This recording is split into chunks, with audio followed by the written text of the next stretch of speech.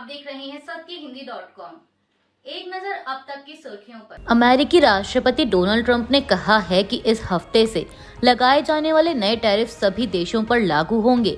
बता दें कि यह बयान ऐसे समय में आया है जब ट्रंप बुधवार 2 अप्रैल से बड़े पैमाने पर नए आयात शुल्क लगाने वाले हैं, जिसे उन्होंने अमेरिका का लिबरेशन डे कहा है।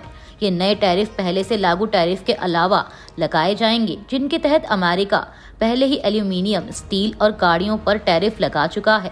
इसके अलावा चीन से आने वाले सभी उत्पादों पर भी अधिक टैरिफ लगाया जा रहा है। वहीं ट्रंप के इस ऐलान के बाद से सोमवार को एशिया के शेयर बाजारों में गिरावट देखी गई। एयरफोर्स वन में ट्रंप ने पत्रकारों से बात करते हुए कहा कि हम सभी देशों से शुरुआत करेंगे, असल में उन सभी से जिनकी हम बात कर रहे हैं। हालांकि उन्होंने यह भी कहा कि उनकी सरकार ट्रेड के मामले में दूसरे देशों के मुकाबले ज्यादा उदार और दयालु होगी। वहीं ट्रंप प्रशासन के आर्थिक सलाहकार केविन हैसेट ने हाल ही में बताया कि ये टैरिफ मुख्य रूप से उन 10 से 15 देशों पर लागू होंगे जिनका अमेरिका के साथ व्यापार घाटा सबसे अधिक है, लेकिन उन्होंने देशों के नाम नहीं बताए। अमेरिका के राष्ट्रपति डोनाल्ड ट्रंप ने एक बार फिर यूक्रेन के राष्ट्रपति व्लादिमीर जेलेंस्की को फटकार लगाई है। डोनाल्ड ट्रंप ने जेलेंस्की को यूक्रेन के साथ होने वाली मिनरल डील को लेकर चेतावनी दी है। ट्रंप ने कहा कि जेलेंस्की को देखकर मुझे लग रहा है कि वह दुर्लभ खनिज के समझौते से पीछे हटने की कोशिश कर रहे हैं, और अगर वो ऐसा कुछ करते हैं तो इसका परिणाम ठीक नहीं होगा, उनके लिए मुश्किल खड़ी हो जाएगी। मीडिया रिपोर्ट्स के मुताबिक ट्रंप ने कहा कि इन्हीं हरकतों की वजह से यूक्रेन नाटो समूह का हिस्सा नहीं बनने वाला है। अगर जेलेंस्की को लग रहा है कि वह खनिज समझौते पर दोबारा बातचीत शुरू करके इससे बच जाएंगे, तो ऐसा बिल्कुल नहीं होने वाला है। समाजवादी पार्टी प्रमुख अखिलेश यादव सोमवार को ईद के मौके पर लखनऊ में ईदगाह जा रहे थे। इस दौरान उनका काफिला रोक दिया गया। खबरों के मुताबिक वहां रास्ते में काफी बैरिकेडिंग लगाई गई थी। वहीं अब इस घटनाक्रम पर सपा प्रमुख भड़क गए और उन्होंने योगी सरकार को जमकर खरी खोटी सुनाई। अखिलेश ने कहा कि ऐसी बैरिकेडिंग कभी नहीं देखी थी। उन्होंने पूछा कि ईद के मौके पर इतनी बैरिकेडिंग क्यों की गई है।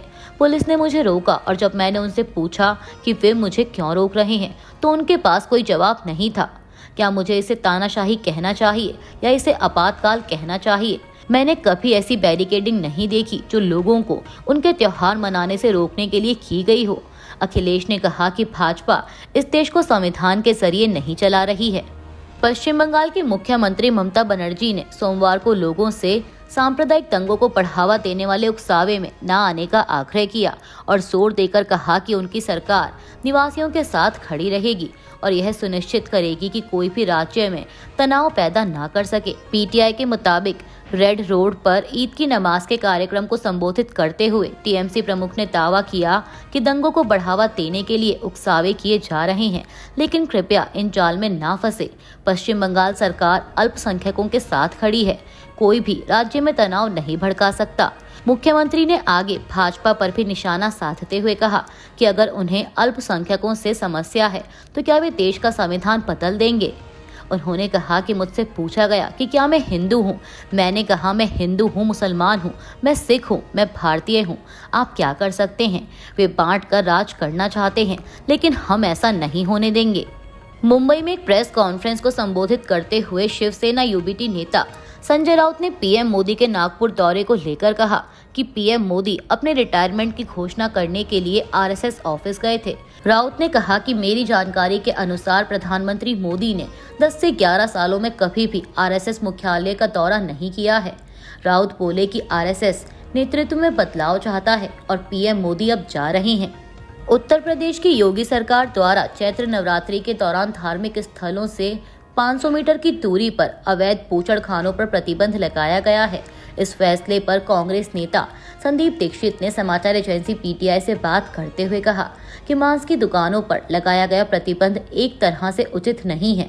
इस देश में कोई क्या खाए, क्या बोले, क्या पहने, वह व्यक्ति की अपनी निजी राय होती है।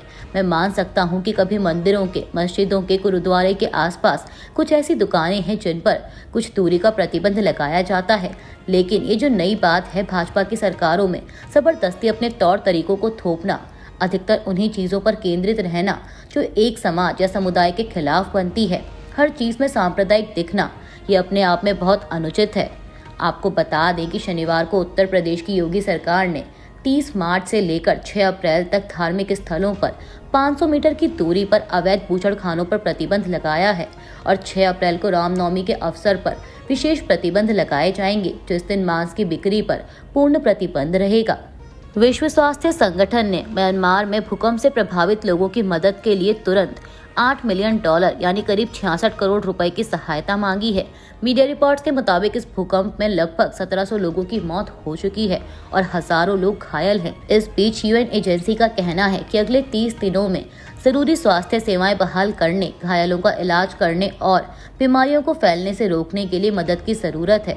आपको बता दें कि 28 मार्च को म्यांमार में आए भूकंप के कारण लगभग 1700 लोगों की मौत हो चुकी है और 3400 लोग घायल बताए जा रहे हैं। म्यांमार में आए भूकंप के झटके उसके पड़ोसी देश थाईलैंड में भी महसूस किए गए थे। थाईलैंड में भूकंप के कारण मरने वालों की संख्या 18 बताई जा रही है। न्यूक्लियर डील को लेकर डोनाल्ड ट्रंप की धमकियों का ईरान ने जवाब दिया है। मीडिया रिपोर्ट्स के मुताबिक ईरान ने अपनी मिसाइलों को तैनात करना शुरू कर दिया है। तेहरान टाइम्स के एक रिपोर्ट में यह खुलासा हुआ। रिपोर्ट के अनुसार ईरान ने देश भर में भूमिगत सुविधाओं के भीतर अपनी मिसाइलों को लॉन्च करने के लिए तैयार मोड में रखा है, जो हवाई हमलों का सामना करने के लिए डिजाइन की गई हैं। इस रिपोर्ट में यह भी सामने आया है कि जरूरत पड़ने पर अमेरिका से संबंधित ठिकानों पर भी हमला किए जाने की पूरी तैयारी चल रही है। दरअसल आपको बता दें कि अमेरिकी राष्ट्रपति डोनाल्ड ट्रंप ने रविवार 30 मार्च को ही ईरान को नए सिरे से धमकी दी थी। ट्रंप ने कहा था कि अगर ईरान परमाणु समझौते को स्वीकार करने से इनकार करता है तो उस पर बमबारी की जा सकती है। उन्होंने एनबीसी न्यूज को दिए एक इंटरव्यू में कहा था कि अगर वे कोई सौदा नहीं करते हैं तो बमबारी होगी और यह ऐसी बमबारी होगी जैसी उन्होंने पहले कभी नहीं देखी होगी। अब डोनाल्ड ट्रंप की इस ताज़ा धमकी के जवाब में ईरान की ओर से भी बैक टू बैक प्रतिक्रिया आई है। एबीपी की एक रिपोर्ट के मुताबिक ईरानी संसद के स्पीकर मोहम्मद बाकर गलीबाफ ने जवाब दिया कि अगर अमेरिका ने ईरान पर हमला किया तो आसपास के अमेरिका के सभी ठिकाने, चाहे वो कुवैत, कतर, यूएई या बहरीन कहीं भी हो, सुरक्षित नहीं रहेंगे। वहीं ईरानी राष्ट्रपति मसूद पेजेश्कियन ने संतुलित प्रतिक्रिया देते हुए कहा कि हम बातचीत से नहीं बचते, लेकिन वादों का उल्लंघन असली परेशानी है जो हमारे लिए दिक्कत पैदा करती है। उन्होंने यह भी कहा कि अमेरिका को पहले यह साबित करना होगा कि वे आपसी विश्वास का निर्माण कर सकते हैं। अमेरिकी राष्ट्रपति डोनाल्ड ट्रंप ने एनबीसी न्यूज को दिए इंटरव्यू में कहा कि वो रूसी राष्ट्रपति व्लादिमीर पुतिन से काफी गुस्सा और परेशान हैं। ट्रंप ने कहा कि पुतिन ने यूक्रेनी राष्ट्रपति व्लादिमीर जेलेंस्की की विश्वसनीयता पर हमला किया है। इस इंटरव्यू में ट्रंप ने यह भी कहा कि अगर पुतिन युद्ध विराम पर सहमत नहीं होते हैं तो वो रूस से तेल खरीदने वाले देशों पर 50% का टैरिफ लगा सकते हैं। ट्रंप बोले कि अगर रूस और मैं यूक्रेन में खून खराबा रोकने पर समझौता नहीं कर पाते हैं और मुझे लगता है कि यह रूस की गलती है, तो मैं रूस से आने वाले सभी तेल पर अतिरिक्त टैरिफ लगा दूंगा। वहीं ट्रंप के इस बयान पर अमेरिकी राष्ट्रपति कार्यालय की ओर से कोई प्रतिक्रिया नहीं आई है। बिहार के मुख्यमंत्री नीतीश कुमार और केंद्रीय गृह मंत्री अमित शाह ने रविवार को राज्य में एनडीए सहयोगियों के साथ इस साल के अंत में होने वाले विधानसभा चुनावों की रणनीति पर चर्चा की। यह बैठक मुख्यमंत्री के आधिकारिक आवास 1 अणे मार्ग पर हुई। इससे पहले केंद्रीय गृह मंत्री अमित शाह ने नीतीश कुमार के साथ एक समारोह में मंच साझा किया था, जहां 8,000 करोड़ रुपए से अधिक की केंद्रीय और राज्य परियोजनाओं का शुभारंभ किया गया। इस दौरान उन्होंने आरजेडी और लालू प्रसाद यादव पर जमकर निशाना साधा और राज्य में प्रधानमंत्री नरेंद्र मोदी और मुख्यमंत्री नीतीश कुमार के नेतृत्व में चुनाव लड़ने और जीतने का भरोसा जताया। प्रधानमंत्री नरेंद्र मोदी रविवार को महाराष्ट्र के नागपुर पहुंचे, जहां उन्होंने स्मृति मंदिर में दर्शन किए। इस दौरान प्रधानमंत्री मोदी ने डॉक्टर केबी हेडगेवार और एमएस कोलवलकर को श्रद्धांजलि दी। इसके बाद प्रधानमंत्री मोदी ने नागपुर में माधव नेत्रालय प्रीमियम सेंटर की नींव रखी। इस दौरान उन्होंने आरएसएस की 100 साल की यात्रा पर भी चर्चा की। आपको बता दें कि साल 2025 में राष्ट्रीय स्वयंसेवक संघ अपनी स्थापना के 100 साल पूरे करने जा रहा है। इस पर पीएम मोदी ने कहा कि जब संघ की स्थापना हुई तब भारत की हालत भी अलग थी और हालात भी अलग थे। 1925 से लेकर 1947 तक वो समय संघर्ष का समय था। आजादी का बड़ा लक्ष्य देश के सामने था। आज संघ की 100 वर्षों की यात्रा के बाद देश फिर एक अहम पड़ाव पर है। उन्होंने कहा कि संघ के इतने वर्षों की तपस्या विकसित भारत का एक नया अध्याय लिख रही है। अवैध प्रवासन के खतरे से निपटने के लिए ब्रिटेन में 2 दिवसीय अंतर्राष्ट्रीय सम्मेलन होने जा रहा है। इस सम्मेलन में 40 से अधिक देशों के प्रतिनिधि शामिल होंगे। मीडिया रिपोर्ट्स के मुताबिक ब्रिटेन के प्रधानमंत्री कियर स्टारमर इस मौके पर लोगों की तस्करी करने वाले गिरोहों को रोकने और देशों के बीच आपसी सहयोग बढ़ाने पर जोर देंगे। सोमवार से शुरू हो रहे इस सम्मेलन का मकसद अवैध प्रवासन का समाधान निकालना और अंतर्राष्ट्रीय सहयोग को मजबूत करना है।